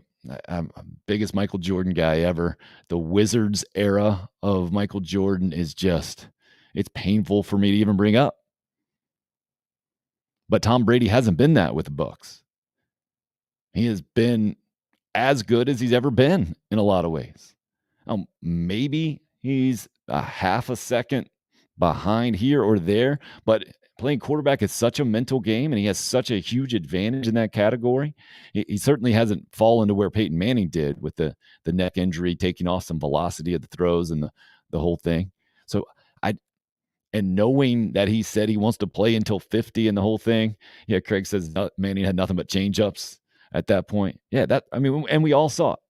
And it was obvious. And yet the Broncos were still able to overcome it and win a Super Bowl, and he could ride out on top.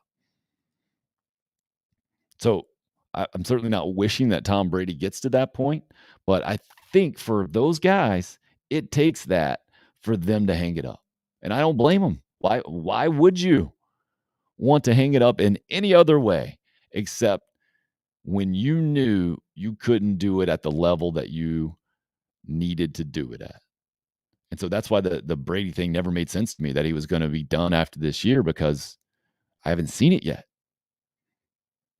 I don't think that's happened yet for him somehow. I don't know how. But maybe it's just because he has such a mental advantage, and playing quarterback can be that in the NFL. And or the system that they've come up around him. I get it that Bruce Arians ended up moving on and moving up the chain there in the organization, and he's going to have a new head coach, but that still didn't seem enough to me to get him out of the game completely. So that's why it didn't make sense to me. And I'm excited. Tom Brady playing football is better for football. I'm not a Tom Brady fan specifically, but I am a fan of him being in football. And I'm glad he's going to be back with the Tampa Bay Bucks. I'm glad it didn't end that way. And I'm not saying it's going to end better necessarily, but maybe in a more final way, in a more concrete way for him to have closure. I think that's important for all athletes to get, for all people to have in their jobs, right? And that's one of the things that I feel like that didn't happen for me at my previous job, be that what it may. But for athletes especially, that Michael Jordan thing, the first retirement just wasn't going to take, obviously, at the peak of his game. I get the baseball thing and his father tragically passing away, and but the Wizards deal was just hard to watch. But Tom Brady back with the Tampa Bay Bucks, I don't see this year being a Washington Wizards like Michael Jordan type deal. And I'm really interested to see not only how he plays, but then how the Bucks look and how his teammates respond to him and the whole deal there. Speaking of teammates, looks like I'm about to get one here on the program as promised. Going to talk some Carolina Panthers with the Athletics Joe Person, who formerly covered the Gamecocks. Joe, you all ready to go over there? Looks like we can pop you right in there. I see you bright and clear. Do you hear me bright and clear, I guess, is the question right now. Yeah, man. You hear me? All right. Yeah, looking good over there. Appreciate you joining us this morning, man. What is going on with the Carolina Panthers these days? Wow, that is a broad question and an appropriate one. It's kind of a mess. I mean, the funny thing is, I actually think they had a pretty good draft, Tim. I like that the fact that they did not reach for a quarterback too much, certainly didn't reach for one at 6, instead choosing to get, obviously, Ikem Ekwonu, who I thought is a terrific pickup. Even the fact that he was there, most of the mocks and the simulations I did, he was gone. And they end up having their choice of tackles. Evan Neal was still there and Charles Cross. But I like Ekwonu. I like his makeup. Really neat background of Nigerian descent, but grew up here in Charlotte, and just a finisher. I did a story on him, and that was the word Dave Doran used. But this was before the draft. Just best finisher he's ever been around, coached for or coached against. But other than that, yeah, the draft was a good respite for Panthers fans who got to see the Rock Hill thing blow up, got to see after the draft, the Panthers fire or at least have their team president, who'd been on the job all of 3 months, leave with little or no explanation given. And so here we are. And I guess Sam Darnold's still the quarterback. Oh, by the way. Yeah, that thing. Let's get to the quarterback next. So you got Sam Darnold, who I was a fan in philosophically of giving him that extension before last season, right? We don't want a guy that feels like he's playing for his job every second. I get that. And David Tepper's got the money. Go ahead and give it to him, right? Say, hey, we're confident in you. You go do it now. Well, he didn't do it, obviously. Didn't have much of a chance with that offensive line, but he didn't do it, and he didn't prove to be the guy that he had already proven to be at the Jets, that Carolina fans had hoped he would be. But then to go get Matt Corral at the end of the 3rd round, to me, that's such a lukewarm draft pick, right? It's like, maybe we think he's going to be okay, so let's bring him in there. And now what? I mean, is he coming in to be the next guy to get a shot behind Sam Darnold? That's kind of how it feels like to me, because you don't draft a guy in the third round and say, hey, man, you're going to be our starter game number one. But also, it's not like he's an undrafted free agent or a throwaway pick. There's still some value there. And I think for a lot of us around SEC country, we saw Matt Corral and as good as he could be and really evolve as a quarterback and know that I think he can play in the NFL. I think he's got the skills to. So how does it translate kind of immediately, Joe, I guess is where I'm getting to in this long-winded rant of mine? Yeah, I mean, he's going to get some time. As you said, they did not draft him to rush him in and be the week one starter. I think they feel like he's a draft and develop guy. And I really think that's how they viewed all the quarterbacks in this draft, except for Kenny Pickett. But as I said, I applaud them for not taking Pickett at 6. I would think that would have been terrible value. And you can make the argument that even, in the third round, it was a bit of a reach with Corral, only in what they gave up, which was next year's third to the Patriots and this year's fourth.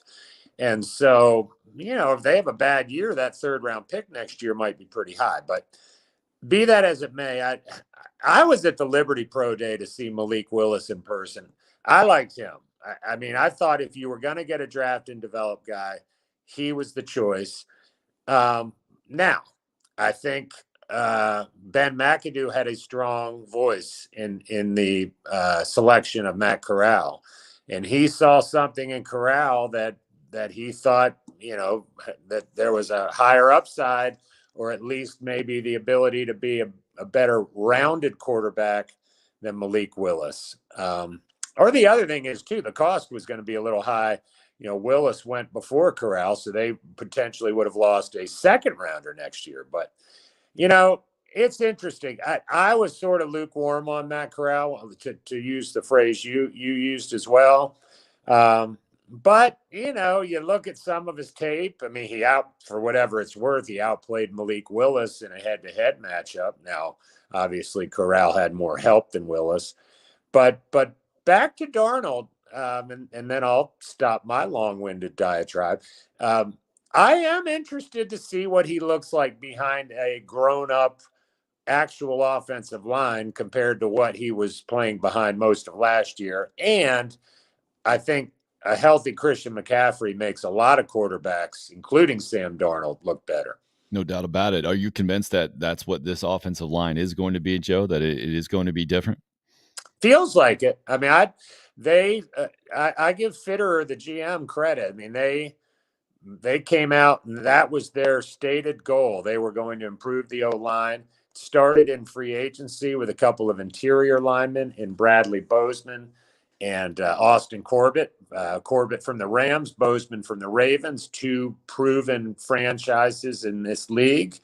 And then getting Aquanu, what that allows them to do is they picked last year in the third round, they took a BYU All-American guy, Brady Christensen, who's sort of a tackle guard tweener, doesn't have real long arms, but very good athlete. I mean, he was a good player for BYU. Now Aquanu comes in, they can bump Christensen to left guard. They've already paid Taylor Moton on the other side of the line. I mentioned Bozeman and Corbett. I think you got something there. I mean, it's like I say that, and then some guys who started last year and struggled, and guys who started in the league. And one of them, Cam Irving's a former first-round pick.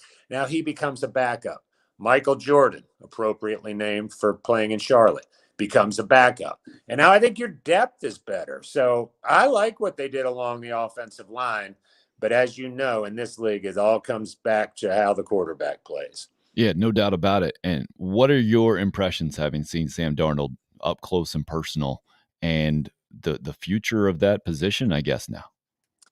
Well, I don't think Sam's the future. I mean, I think even at his best, I think he's, maybe a guy that gets you to the playoffs. Maybe.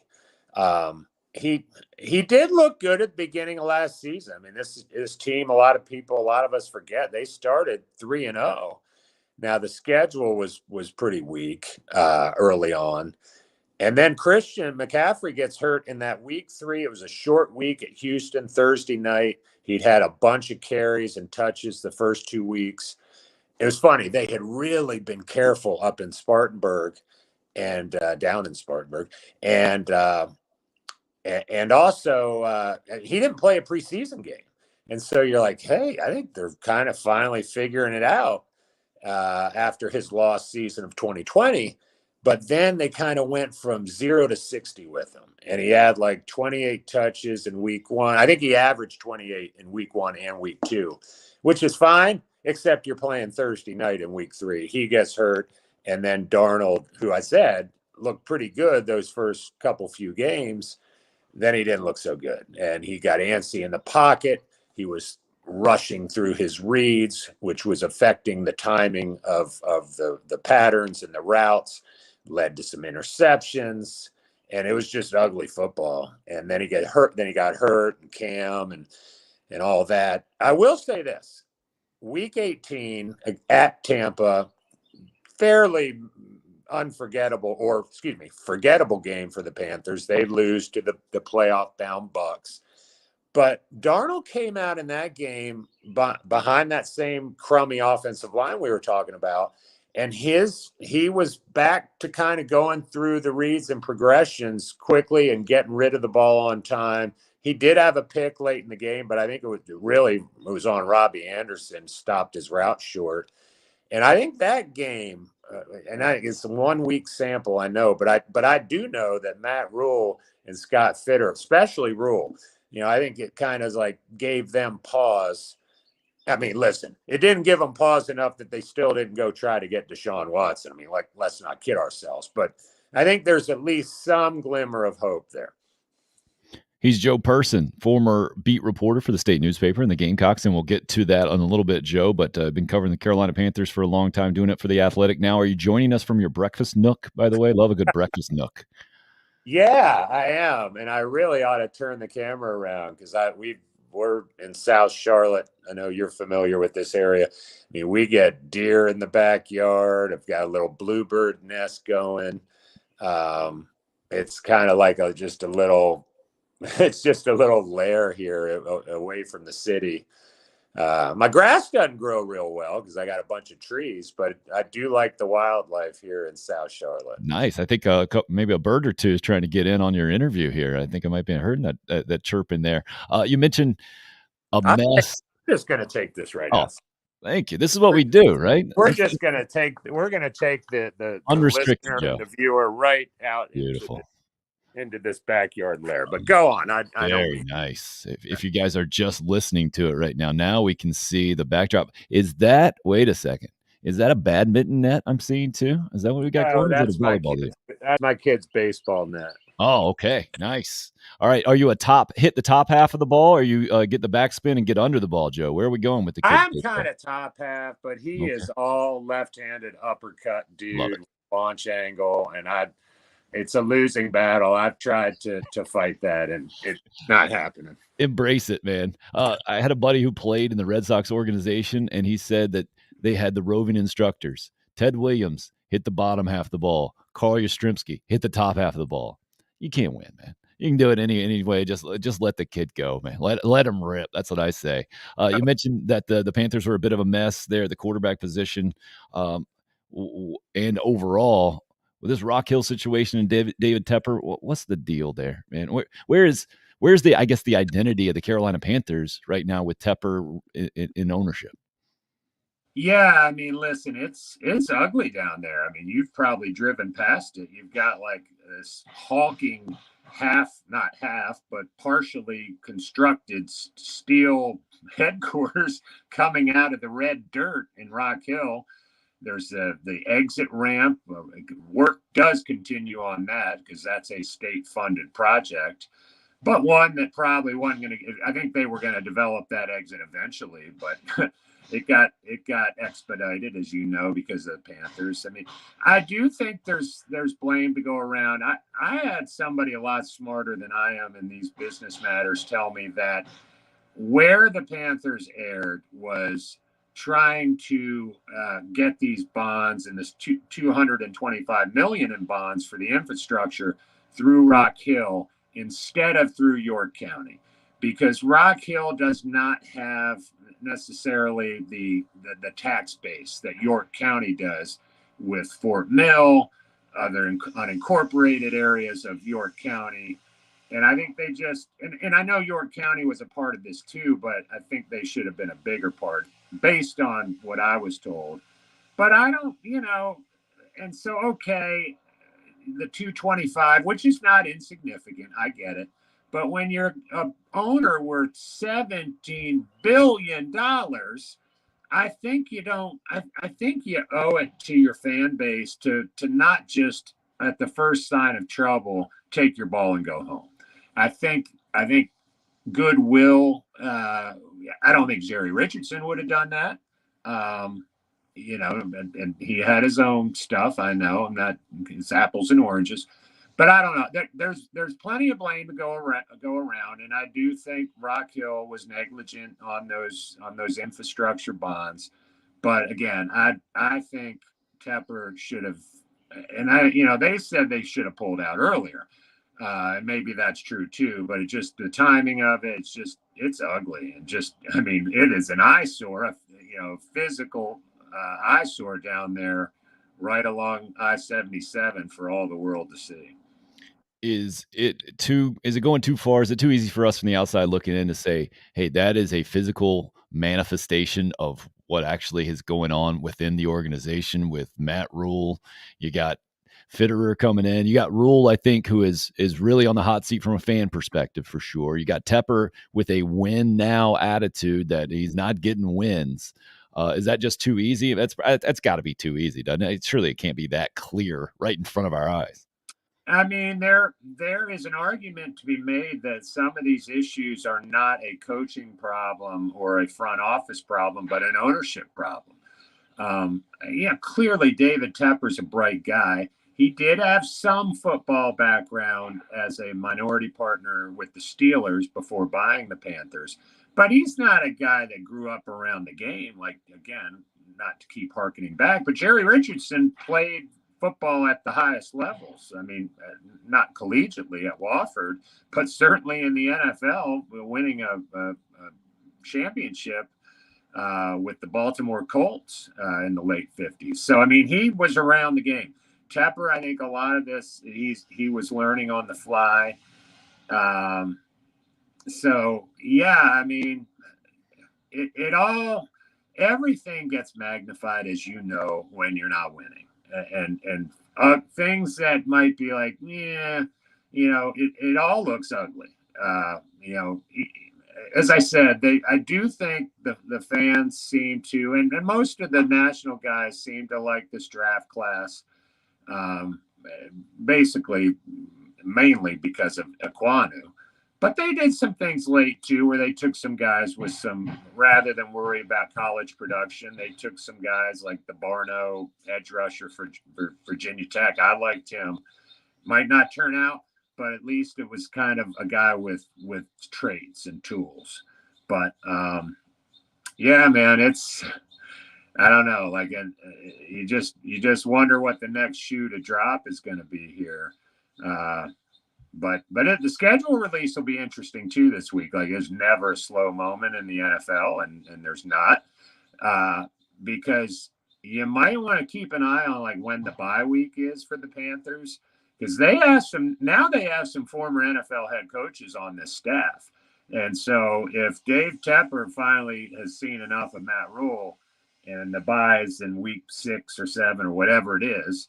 You can turn to Steve Wilkes. You can turn to Ben McAdoo and just say, hey, take it to the house, boys. We're going a different direction. Yeah, your direction today on The Athletic was with the undrafted free agents and the guys who will be getting a shot now. Charleston Rambo kind of stood out to me on that list, especially with all the wide receivers. Is that how you see it too? Yeah, he went from not a lot of production to a whole bunch of it.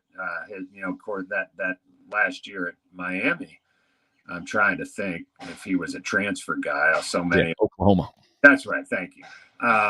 so Beamer had background with Rambo. But yeah, I mean, Miami's had its fair share of pretty good receivers, and in 1 year he took care of ownership of all the single season receiving records. So I'm not convinced their receiving core right here, as it stands, it feels, I like DJ Moore a lot. He's had 3 consecutive 1,100-yard seasons. But Robbie Anderson, he was kind of a no-show last year after getting paid. I mean, Terrace Marshall from LSU, who they took in the second round last year, he was kind of a no-show. And so they didn't have a whole lot of weapons. And then they didn't draft one. And I know they only had 6 picks. And so one of those, and it's very clear they expect one of those undrafted guys, I think, to stick, because they signed 5 of them. And as you said, Rambo kind of jumps off the page. Sure, special teams will play into that and the whole thing, and it's tough to, I think, project how a guy that's not used to playing special teams, or maybe doesn't specialize it in college, will do in the NFL. So we'll see when it comes to that. You mentioned Shane Beamer there and the connection with Oklahoma and the whole deal. Joe, how long did you cover the Gamecocks back in the day? I covered from 2002 through the 2009 season. I think I left I did. I left in August of 2010. So it was an interesting time. I caught the tail end of the Holtz era. I think that was 3 years or so, and then the start of the Spurrier era, which was a lot of fun. And I remember him beating Florida in Columbia for the first time, and just, it was cool. I mean, we have a bunch of friends still in Columbia. My younger daughter, we just sent in the payment for her to be a Gamecock in the fall. So looking forward to getting down there. And I see your backdrop, man. I don't know if I'm going to go for the Georgia game, because I know how nuts that always is, but I need to find a game or two to come down in the fall. How does covering the Carolina Panthers compare to covering the South Carolina Gamecocks? So it's different. I mean, I miss some of those college towns and the pregame, the Vol Walk and the Grove, and the Cockabooses in 2001. Like, you don't really have that in the NFL, except maybe Lambeau and Buffalo and Green Bay. And I think the reason I like those is they sort of most resemble a college feel, prior to the game, and the neighborhoods around the field. And then in terms of, so I do miss like the pageantry of college football. I like, in terms of access and stuff, I like the NFL. I know it was weird during COVID, as you know, but the college kids are so often, depending on, pretty much across the board, are kind of under the thumb of the coaching staff, and by extension, the SID office. Just the nature of the game. I get it. Here, covering the NFL, these guys have a stake. Like, if they're not getting playing time, they want to let the world know about it through the media sometimes, or through their own channels now. And it is interesting, too. We have seen this. It's been fascinating to watch this empowerment of the quarterbacks, especially, but also the wide receivers this past offseason. Not unlike, basically following the NBA LeBron James type lead. And it's a wonder it took so long, quite frankly, for the quarterbacks who control everything to say, you know what? I'm not loving Seattle anymore, and I'm Russell Wilson, and you're going to trade me, or things are just going to be pretty miserable. So it's cool. I've liked covering both. It's kind of, I wouldn't mind somewhere down the road having a position where I could kind of get back to doing college and pros as kind of a combination. Sounds like an ideal situation for sure, when you can if you can dip into both. Wondering, to get you out on today, and really appreciate your time, man.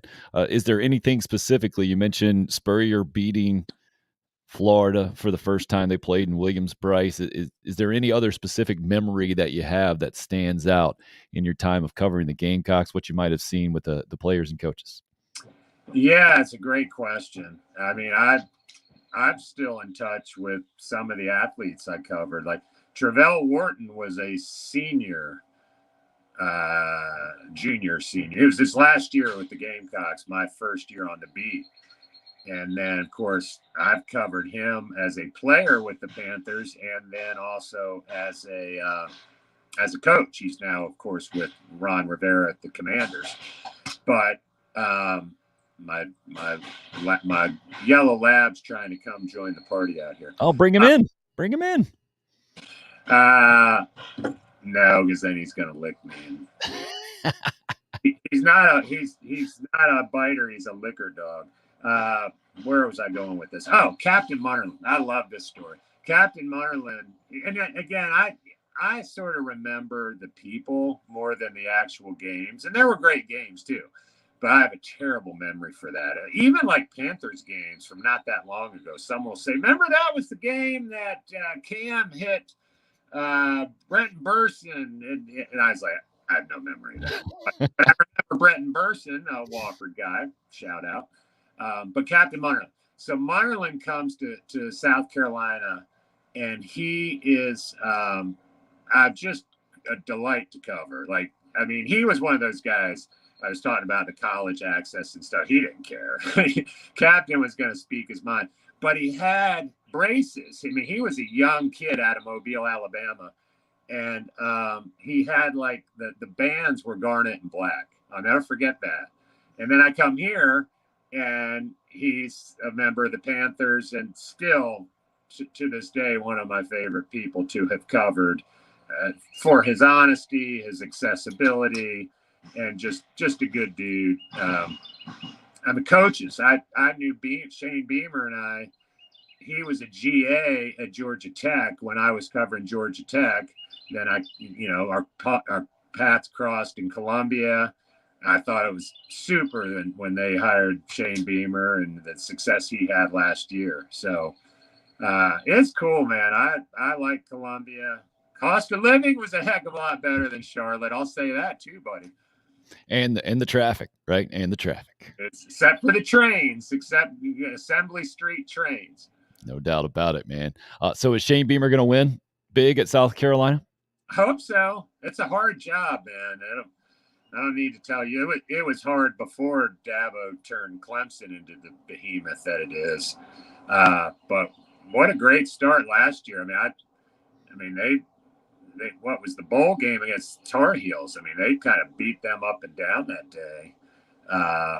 But yeah, it's cool. Like I said, like one of the reasons my oldest is at Wofford actually, and the younger girl was between Wofford and South Carolina, and I think two things drove her decision.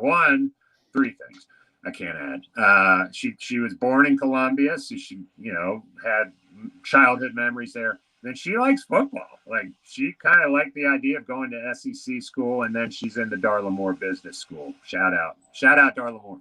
Nice work, man. So you're doing it right there. You've got two daughters in college, or at least on their way, right? And you got the son hitting the bottom of the ball with some backspin there with the net, and you got the wildlife preserve with the dog taking care of things. Nice work, Joe. Nice work. I appreciate it, man. The only thing I don't have is the noontime Columbia basketball game where you would just dominate.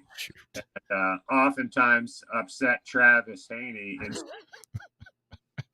Those are great games back in the day. That's when you would run circles around us with your triathlon training, I think, back in the day, man. I would just run. You guys were playing basketball. I was just like sort of running on the side, getting my steps in. Now I'm old man. Now I get my steps in my hokas. Good for you. Same here, man. Absolutely. And appreciate your time. Great catching up with you, Joe. Would love to do it again sometime. Always, man. Great to see you, Tim. And holler at me anytime. Will do. Joe Person, ladies and gentlemen. We'll click him out here. We'll get the music going here and wrap up today's program. Really great to hear from Joe, and interesting stuff he's got there with the Carolina Panthers in so many ways. Just a wild scenario. Would you have ever? I never would have seen that coming, that they would start a project, a headquarter project, and then stop it in the middle of it because the owner basically takes his ball and go home, like Joe said. Unreal.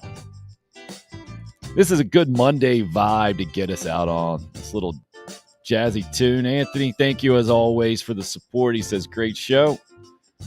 Joe Person, really appreciate his time. Go check him out at The Athletic. I am a subscriber. I do not get anything for telling you that I recommend it highly. Just from a sports perspective, it gives you what you need and keeps all the rest of the mess away from you, if you know what I mean.